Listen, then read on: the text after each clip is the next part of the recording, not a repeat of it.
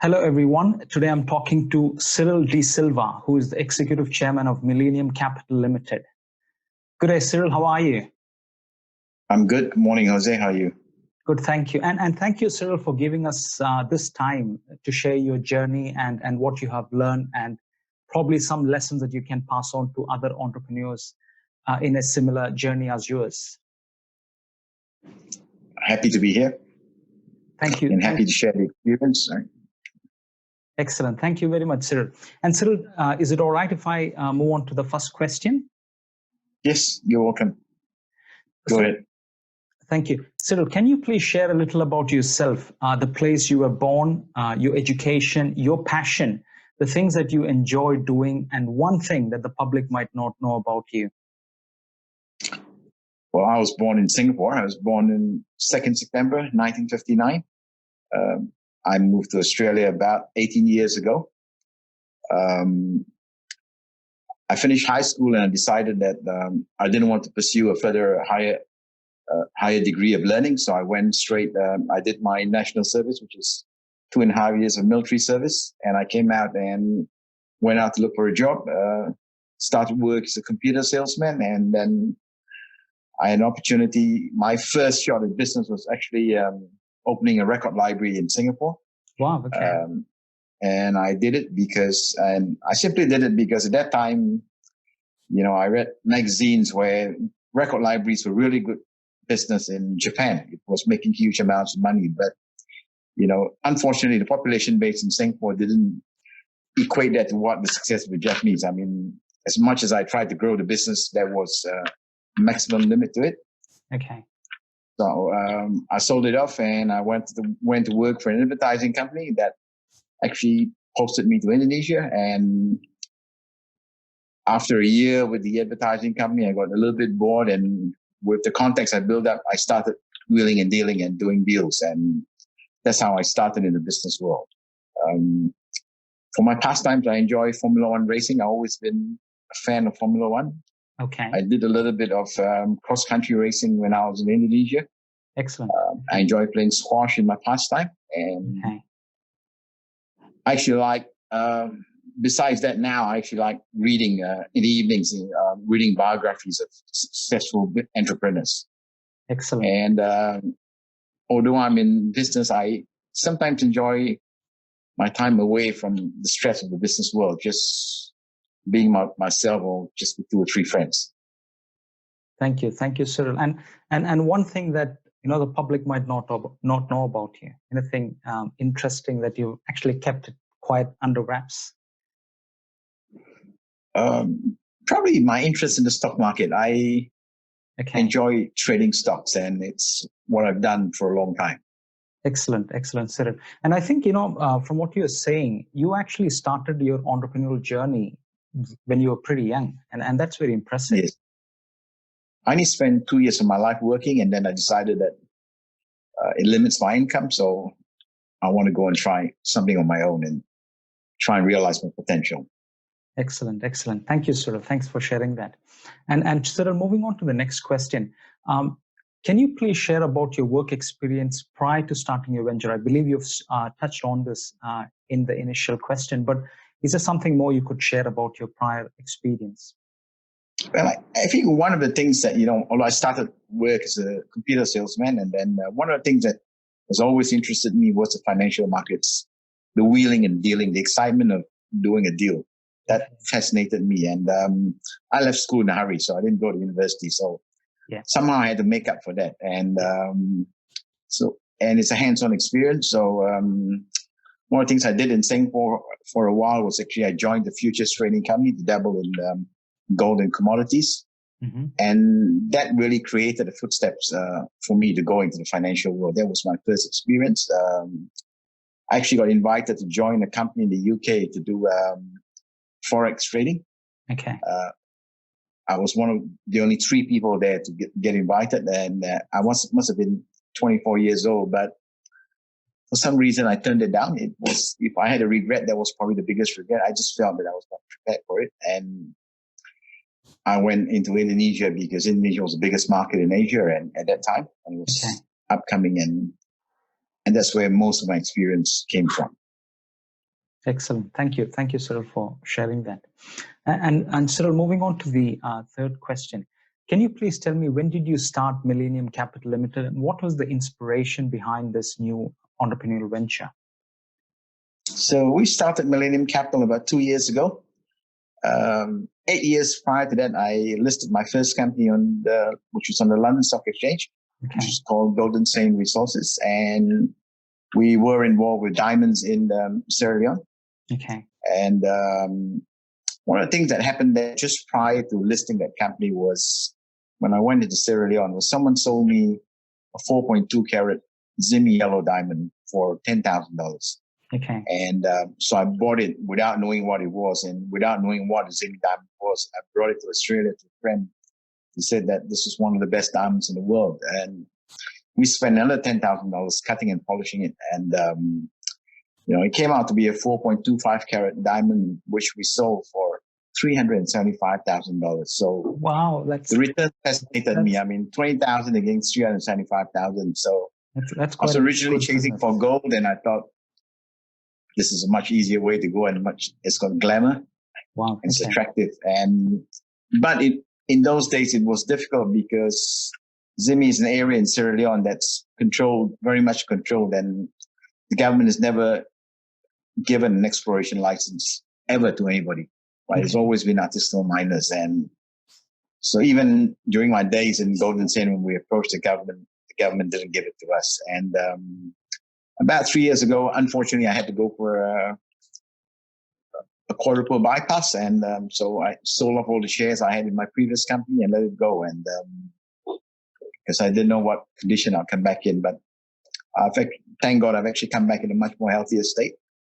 Good. And the opportunity came again for me because there's a change of government in Sierra Leone, and to go back to Sierra Leone. All my contacts in Sierra Leone asked me to come back, and I thought I'd give it a shot. And I asked the government if I could get access to the Zimmy license once again, and surprisingly, they said yes. So it is fascinating because the Zimmy diamonds are probably the best yellow diamonds in the world.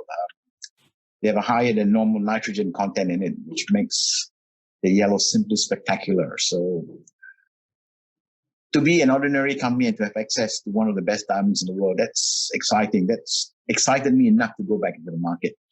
Excellent. Yeah. And that's why I'm there, because it's a special asset that I hold.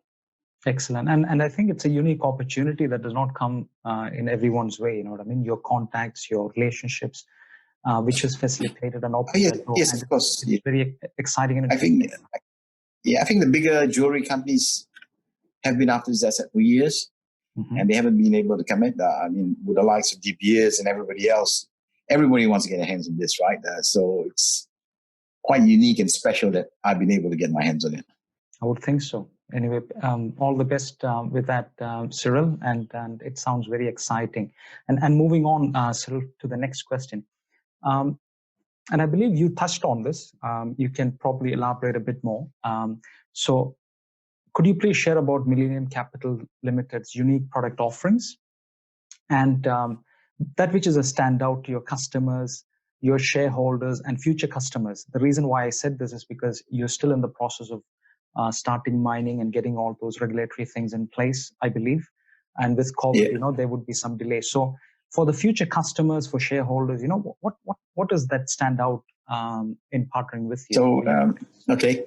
So number one is we have the world's best yellow diamond. That's, there's no question about it. Number two is a couple of months ago, we signed a non-binding MOU with a company in Colombia to get access to several emerald mining sites in Colombia. As you know, Colombia produces the world's highest grade of emeralds. So it's a unique combination. We have the world's best diamonds and we have the world's best emeralds. It doesn't happen every day in companies. For startup companies, it's just one of the most valuable assets. So I think it will do well on the stock market. So we are in the process of bringing this company public. We want to go. The main listing will be on the London Stock Exchange on the standard section. And then we want to do a secondary listing on the National Stock Exchange of Australia.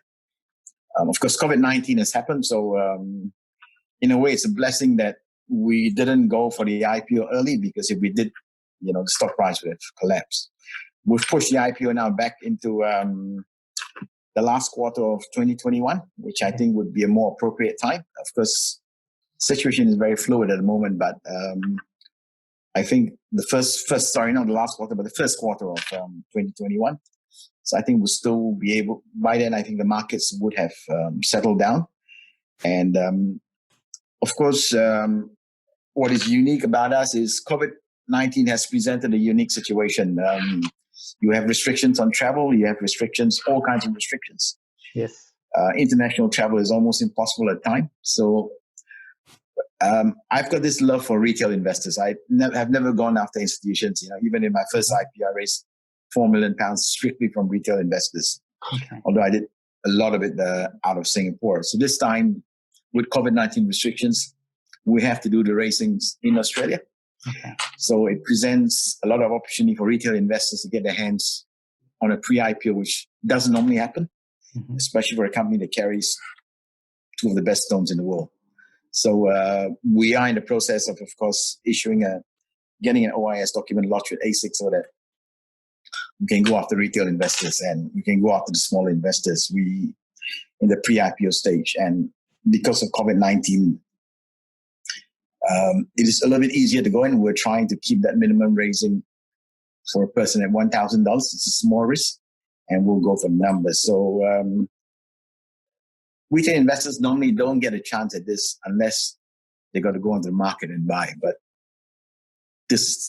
here they have an opportunity. So this is a great opportunity for retail investors. And I think the way you're coming across, Cyril, you seem to be very focused, determined, and, your goals are set. And I think it's just a matter of time before these things come to pass, because you are working at it. And I think as situations change for the better, I'm hoping and, that everything will turn out as you planned. It's perseverance. Number one is perseverance. It's having faith in what you do. If you believe in what you do, it always comes at the right time. The door's always open, and you just got to keep going for it. I mean, we've got unique assets. It's not an ordinary asset. It's a unique asset. So it's a unique opportunity, and we will get there. I always have gotten there. So it's no different time. Yeah. Thank you so much. And Cyril, moving on to the next question. What lessons have you brought forth from your previous business startups or work experience into your latest venture? So I think having to deal with, I'll probably start here. Having to deal with Ebola was a unique experience. It was something that you could have never written into your script or your due diligence process, because Ebola was unheard of. Okay. Right? And suddenly, almost every single company in Sierra Leone collapsed. African Minerals, London Mining, these are billion-dollar companies, and right. It was an expensive lesson to learn. We did the extraordinary in that we didn't retrench any staff. We kept all staff on payroll, and that kept the locals happy. The experience that I bring is that we must always maintain a lean team, a lean core team, that anything can happen. I mean, for example, like now, ever since Millenium Capital started, we have a lean team. We only have a team of 3 in the office. Yeah. And of course, we have our CEO, which is now in Peru. So that's the most important, right? Being able to react to situations. It's what we've learned, and that's the previous experience that I have. Being able to react to situations, being able to discuss with the people in the office what you're doing and keep everybody informed, being able to communicate with shareholders. We have a shareholder base of almost 50 shareholders at present. We've always communicated with them. And so in spite of COVID-19, we've never had any problems with any shareholder. I think that's important. That's good. And of course, the last one is always being able to understand that you need to give the market what it wants, not what you want, but what the market wants. And that's very important. Excellent. So I think you touched on some pretty important points. One is keeping all your stakeholders informed about the decisions you're making and the direction that you're traveling on. And that's very important. I think be it your staff, be it your shareholders, be it your stakeholders, whoever they are, communicating clearly to them about your strategies and what you are doing to mitigate when these COVID situations have happened. I think that kind of builds that confidence that in them as well, I think, in that process. So that's really good, Cyril, to hear. Yeah, I think communication is important. If people are able to communicate with you, then everyone's able to adapt to situations. We are taking people's money, so we need to communicate with them. Yes, I think that's basic. Yeah, yes. That's what a lot of companies forget. That's true. Very, very, very true. And Cyril, moving on to the next question, could you please share about the highs in your business, which is Millenium Capital Ltd, for you and for you personally? So we're looking at the highs of Millenium Capital and for Cyril D'Silva, two separately. Before the coronavirus pandemic hit. So I think the highs of Millenium Capital is being able to obtain the ZIMI license, right? That is usual. That is really unusual. I mean, to be a junior explorer and to be able to get hold of one of the world's best diamond assets, that's unique. It means that we've done something right when we were in Sierra Leone to win the confidence of the government. Okay. And this is a new government that's in place and they still have their faith in us. That's a personal high. I mean, and that's a high for Millenium because we are a new company, right? We have pretty young board too, and for them to have their faith in us, that's important. We've raised in excess of 500,000 pounds over the last 1 year, strictly from retail investors, and that's another high, right? Because the markets have been tough. Even before COVID-19, the markets would have been tough. If you ask me what my personal highs are, well, when I listed Golden Saint in July 2013 as a junior explorer, strictly greenfields, no exploration. And our market cap on IPO was 35 million pounds. I don't think there's another junior explorer that has done that. Right? Most junior explorers go onto the market with 2 to 3 million pounds market cap. Yeah. We did it on 35 million pounds. We went up to 42 million pounds. We held our own for almost 18 months. Okay. Mining Weekly told us that we were the best performing IPO stock in 2013. To be able to do it on the London Stock Exchange, that's quite amazing. For a small company like us to have liquidity on the market, we've topped the London Exchange in terms of turnover more than 5 times. Right? These are unusual circumstances and unusual achievements. So those are the highs that I think whether we can revisit it, I don't know. After I did Golden Saint Resources, when I came back to Australia, I was offered chairmanship of a company called Nahex Life Science, which is executive chairman. And we actually wanted to use this because we were in the precious stones business and with access and then to the government in Guinea. And we wanted to put another diamond play into Nahex Life Science and turn it into another separate diamond venture on the ASX because it was listed on the ASX. But the commodity market was down. I mean, when we did the IPO, the commodity market collapsed. So, and one of my advisors came up to me and said, look, I have this group from Queensland that has got a biotech play and they would like to use the vehicle. And I raised $350,000 for that play, signed the MOU and stepped down shortly a year after and focused on marketing the company. And it was probably the best investment I did because that company went from 2 cents to 58 cents. Wow. Right. So it's experience where it shows that you don't always have to be on the board to succeed. I did the deal when I was chairman and then I stepped down. And to have a company that you were involved in that went on to become the top 200 company on the ASX, that's, I think, an achievement. So, I think that's a great achievement. So those are the highs of, I think those are the highs of my career. Thank you. Thank you very much, Cyril, for sharing that. Thank you very much. It's very inspiring and encouraging. And I think it draws back, Usually when people hear stories of similar stories, they think that something would have worked in their favor from a young age, or they might have been influenced by big corporate parents or whatever. But I think looking back at your story, you kind of like have really climbed up the ladder from scratch, being an entrepreneur when you were young, and then learning your lessons as you went forward, and then making all those good decisions along the way, and working hard at establishing yourself. So it's very positive. Yeah, I think there's no substitute to hard work. I've learned the hard way that it's your business. Mm-hmm. You've always need to keep engaged in your business. You can't walk away and let someone else do the business, but that's true. You have to pass your skills on to others. Thank you very much, Cyril. And Cyril, moving on to the next question. When the pandemic hit the world, what were the steps that you took to mitigate its effect on your business?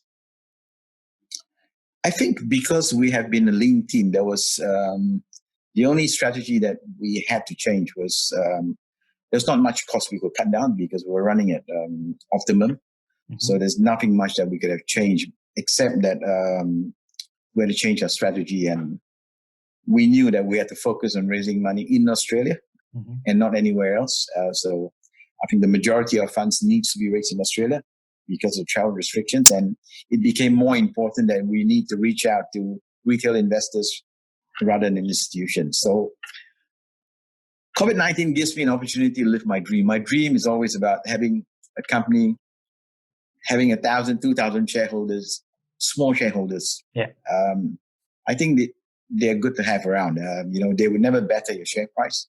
Mm-hmm. They would never exit in a group. If you are loyal to them and you communicate with them, their loyalty is just beyond belief. And so COVID-19 gives me that opportunity, right? I don't really go out looking for institutional investors. I like talking to the man in the street, taking the $1,000, taking the $2,000, and of course people give you, not everyone gives you $2,000. People give you a lot more money as you go along. But so that's what COVID-19 has presented to us, and and that's what I always tell the board. I've got a very experienced geologist in Nigel Chapman. He's more, of course, he's got years of experience in the mining sector. He's one of the top diamond specialists in the world. And I have to bring him down to the level that we're looking for the retail investors, forget about the institutions, and bring his mindset there. And he's adapted pretty well. My other director, Leone, she's been with me for 4 years, so she knows how I work. So, and that's a good part of it. The team is compact, and they understand the direction I'm going, and everyone is in agreement with it. Good on you, Cyril. Thank you so much. Thank you so much for sharing that. And moving on to the next one, Cyril. Moving forward, what are your plans for your venture? So you basically touched on all these points. Plans for the future, but specifically, if there were some points that you wanted to focus on, I think you mentioned about focusing on investors from Australia, but were there some other strategies that you wanted to put in place moving forward for your business? I think one of the most important strategies that I have, and it's an experience I've learned from running my previous company. Exploration burns your capital really quickly, right? You're throwing money into a hole. So I've got a dual strategy. One is to do the exploration part of it. The other is to buy the precious stones, whether it's the Zimi yellow diamonds or the emeralds, artisanal miners around the ground. We've got almost 100 square kilometers of tenement in there, and there are a lot of artisanal miners that actually produce diamonds on the ground. It's if you can buy from them, and you can carefully buy from them and take opportunity of working with them rather than chasing them out of your ground, but actually working together with them, because you can't drill 100 kilometers at one time, right? So you let them work your ground, you do an agreement to buy from them, you can create early stage revenue, and that supports the budget, right? So that supports your exploration expenses. And like I told you in my earlier story, if $20,000 in one stone can turn into $375,000, all you need is a few good stones, and that gives you share price amazing stability when you list. That's true. So that will be my focus, and then of course at some stage we have to go to London. We have to promote ourselves to the stockbrokers, but I think we'll do that closer to the IPO and when it's safer to travel. Okay. Thank you, Cyril. Thanks for sharing that. And Cyril, moving on to the next question. So if you look back to the time from when you started Millenium Capital, what would you have done differently and why? I think, and an honest answer is there's probably nothing I would have done differently because I kept the teams small from the start. Maybe if there's one thing we could change, we could have gone a little bit more aggressively in raising a little bit more money. Okay. Before the situation hit, I had a couple of offers, but I didn't want to take it. But it could also be a blessing in disguise. It means that those investors were not meant for us and we needed to go another way. And that's how I look at it. So there's really nothing much I would change. I'm actually glad that we didn't force the IPO through in the early stages because with COVID-19 and no work happening on the ground, it would be really hard to support the share price. But now we have a chance to let the situation cool down and go in at the right time. More difficult times, more challenging times in terms of raising money, but it is the right situation. Yes. And I think it's also a time, when I talk to entrepreneurs and people out there, there are some people who are really strategic. They are very robust and they are playing the long game. You know what I mean?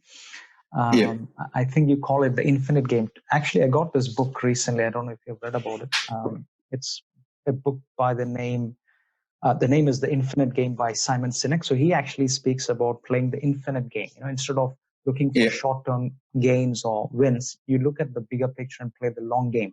And I think, you come across as that person, you're looking at the long-term strategic benefits, long-term strategic establishment of your business. And that can only happen, with a person with a big vision. And I think you come across that person, Cyril.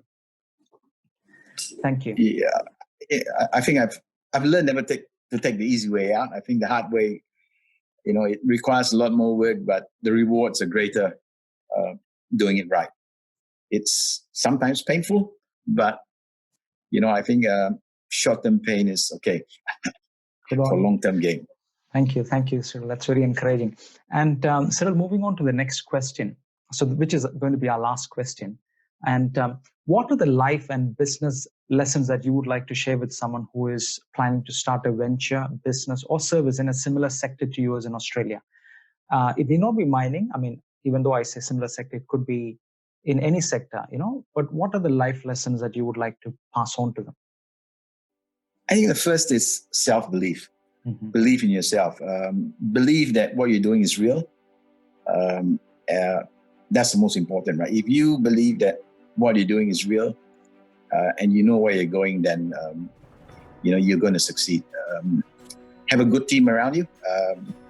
That's a really important lesson, having a good team around you that that you can trust. And, I like a young team. I prefer to work with a younger generation because they bring new ideas to the company. And people in older generation, they find it harder to listen to the younger generation.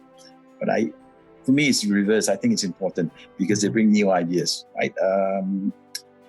Faith can move mountains. The impossible can become possible. And I always say I have a secret partner, I have an unseen partner, which is God, right? And I think if we have religion in our hearts, whatever religion it is, it gives us a sense of responsibility to do the right thing. And I think that's really key to it. And, there's no situation that's too difficult to overcome. It's difficult, but if you're going the right way, you're going on the right path, it always opens up, right?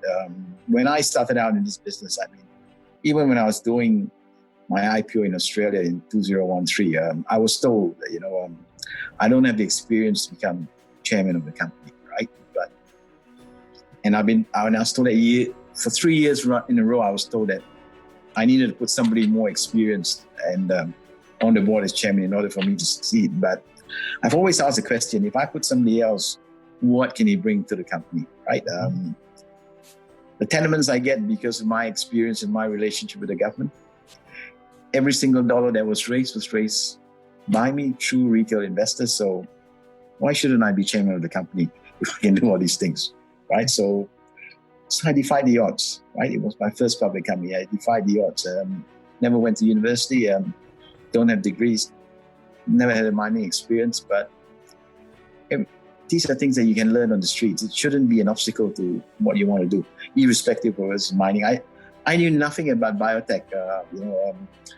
The only thing that caught me when I decided to let these guys take over the shell, ASX shell I was in, was I saw a line that said that Bill Gates had invested 100,000 into the company. And I said, if this guy can invest 100,000 in a company, and there must be something in it, right? So, and I went ahead with it, right? So it's about taking risks. It's sometimes a risk, you must be willing to lose in order to win, right? When you put money into something, I mean, if you are prepared to take the losses and not get angry, then you can find a way out, right? Very often people put money and get angry because they lose, and then your mind is clogged.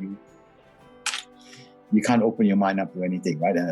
Business is a risk. If you're prepared to take the risk and believe in it, you will find a solution out.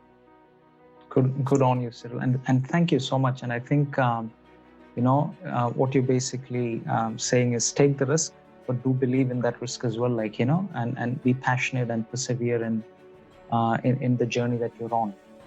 So that's Cyril, right. We really thank you. Thank you so much for your time, and thank you for sharing all that insight and that wealth of experience that you have had, right from Singapore all the way to Australia. So and touching in Africa and Indonesia along the way. So thank you for sharing that insight and your experience, and we truly appreciate what you have shared with us, and we hope Millenium Capital the best into the future.